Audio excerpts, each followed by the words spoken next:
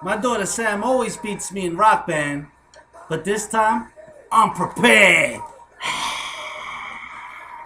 And so am I.